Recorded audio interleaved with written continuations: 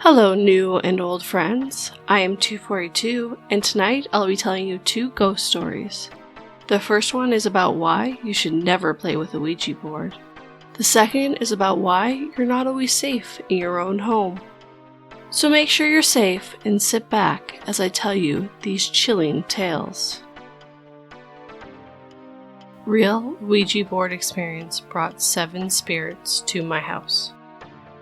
I wrote this article last year when my university was asking for real experiences or encounters with ghosts. It's long, but worth the listen, trust me. I will never again touch an Ouija board. This is all real. In 2017, 5 of my friends and I moved into our new home to find we weren't the only ones living there. We'd been looking forward to moving in for almost a year. Second year meant no more cafeteria food, dorms, or public bathrooms. Only 6 friends living together. We quickly made the house our home, decorated the walls, and hosted a few too many housewarming parties. We felt safe, happy, and comfortable in our new place. Shortly after settling in, my housemates and I heard inexplicable sounds throughout the house. We heard this shower sliding door move on its own. Footsteps sound from the upstairs, and the front door open and close. We were suspicious of the sounds, but quickly brushed them off and continued with our lives. That was until the evening of October the 25th, while all 6 of us were sitting around the dining room table. A pan on the stove began to rock back and forth on its own. We tried to play it off as normal, but nothing could explain that shaking. We decided we'd had enough. We had to get to the bottom of these strange occurrences. 10 minutes later, we had lit candles and set up our homemade Ouija board in the middle of our table. To use a Ouija board, each player lightly places 1 finger on the planchette, a wooden triangle used for these ceremonies, and questions the room's spirits. If one is contacted successfully, the planchette moves around on the board and spells out words or numbers to answer the question. "Is there anyone here?" we asked the board. No response. We asked again and again, but still no response. After a couple more tries, the planchette dragged itself to the word "yes" written on the piece of paper. Once we were sure there was someone there, we continued to ask questions to find out who exactly we were talking to. "What's your name?" we asked. Slowly, but surely, the planchette moved to the letters A, D, and Y, until it spelt out Adsont. My housemates and I continued to communicate with him for a few minutes, until we felt we were no longer speaking with Absent.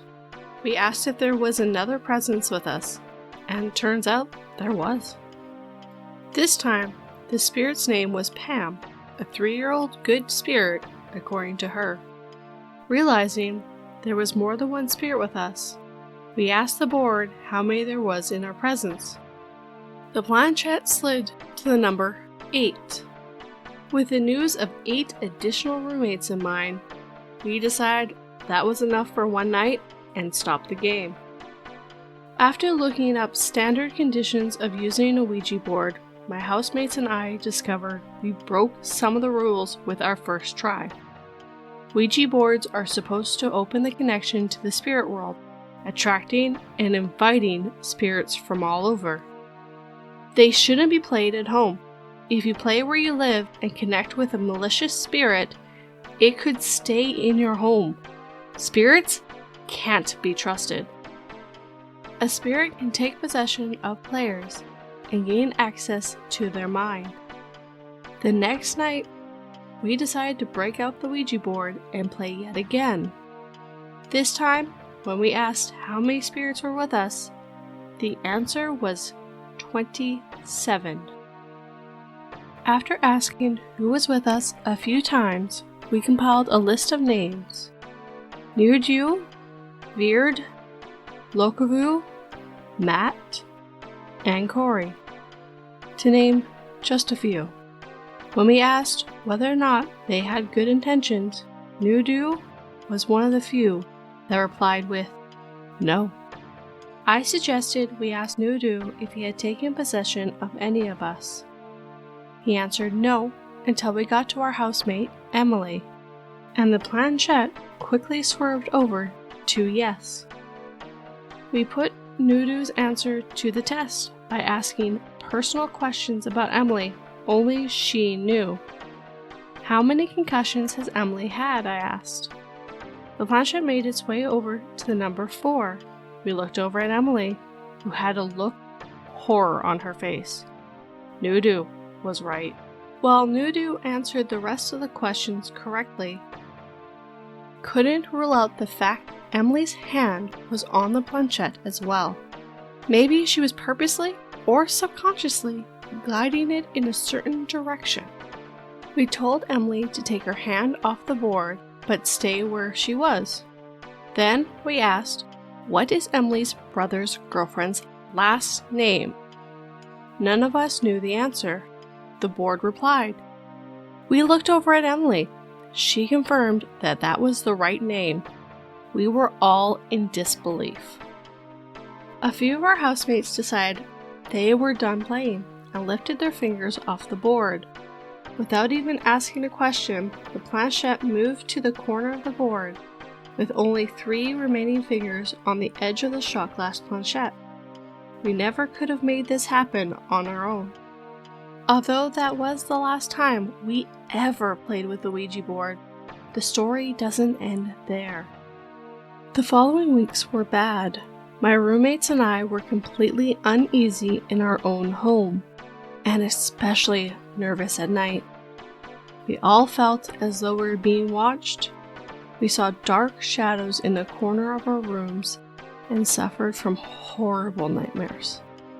Emily would often wake up in the middle of the night screaming for help, convinced she saw a figure in front of her. One night, while I was lying in bed, I heard a noise coming from my window, like someone running nails up and down my wooden blinds.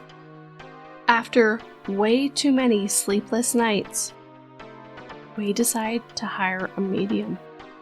We showed the medium around our house and told her what happened. Although we didn't tell her where we felt the dark spirit, she was able to identify the exact spots we felt their presence the most.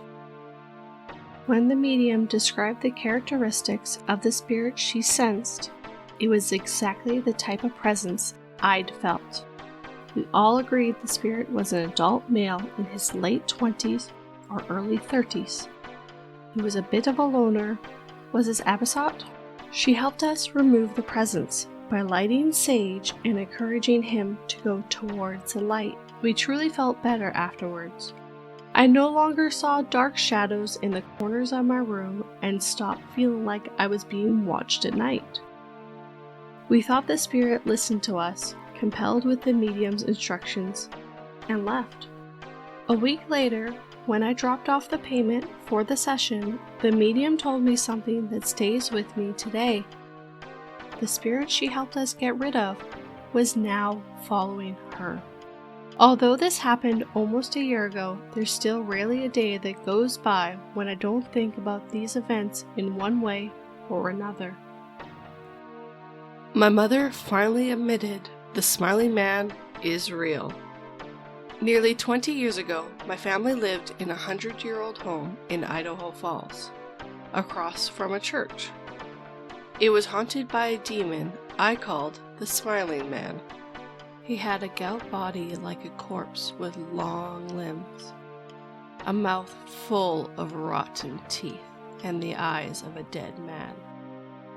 He would walk up and down the hallway at night, scratching at the walls and wooden floors with his long fingernails, sometimes crawling on all fours.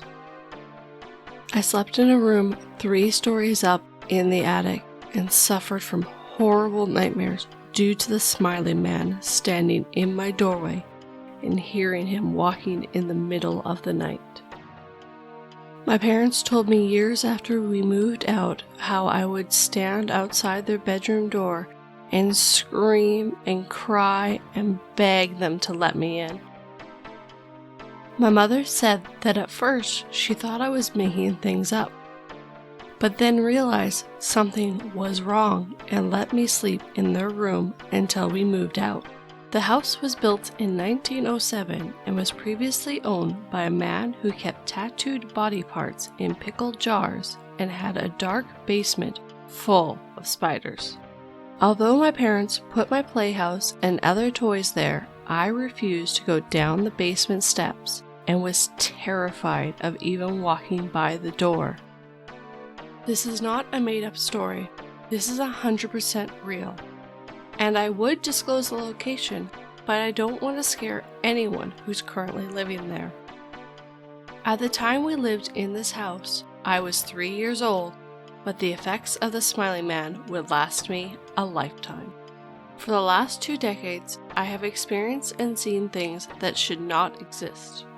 If it was only me that physically encountered these ghosts, I would write it off as my own imagination.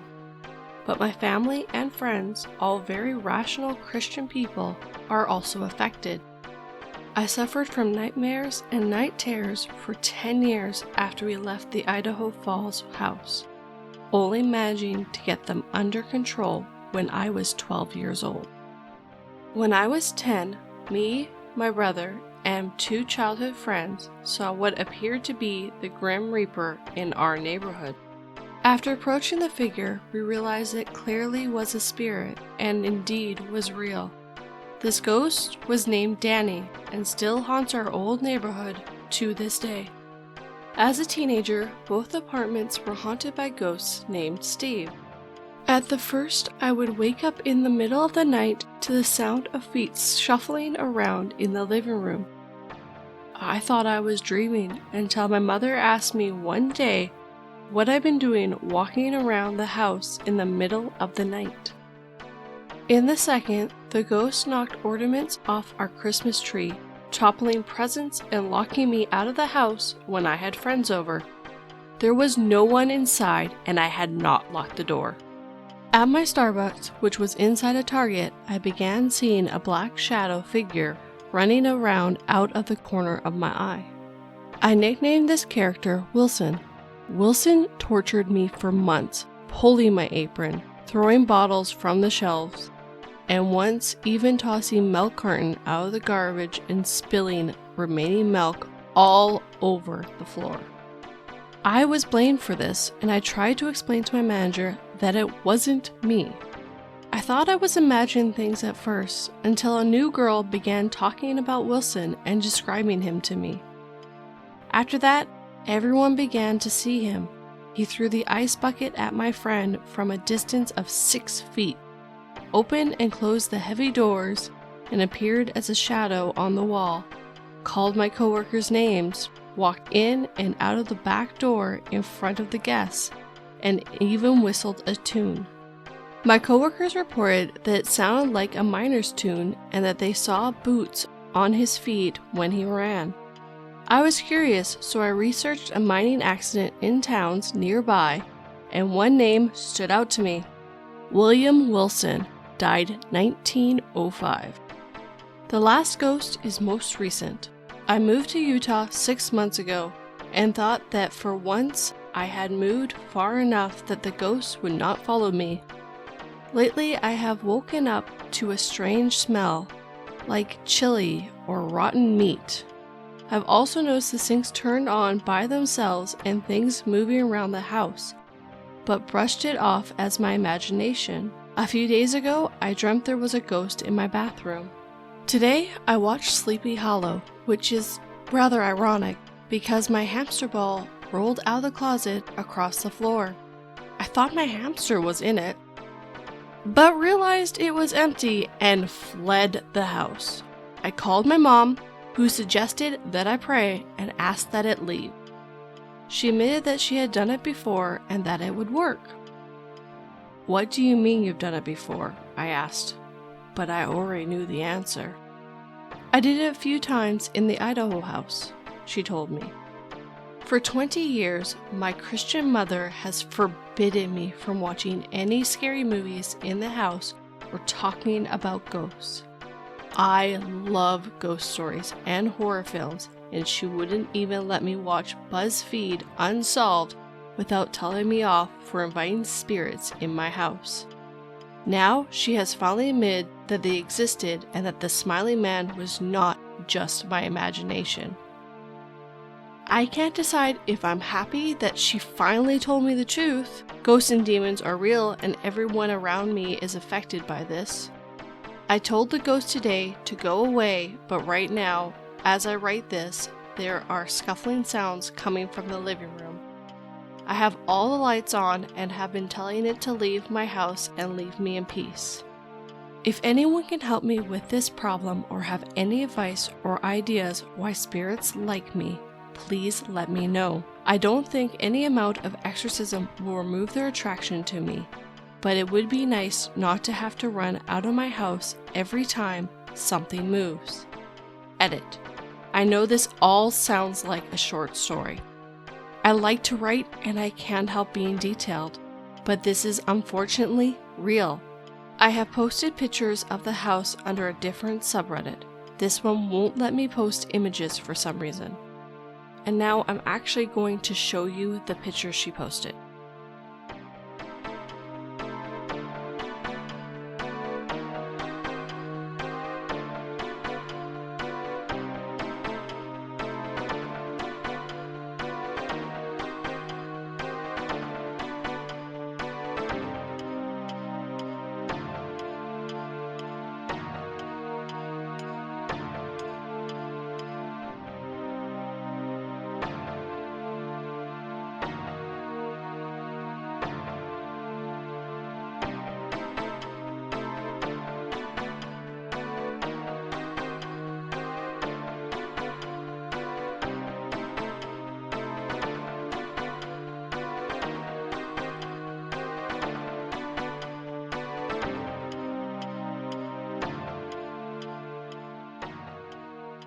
I hope those 2 ghost stories gave you a chill.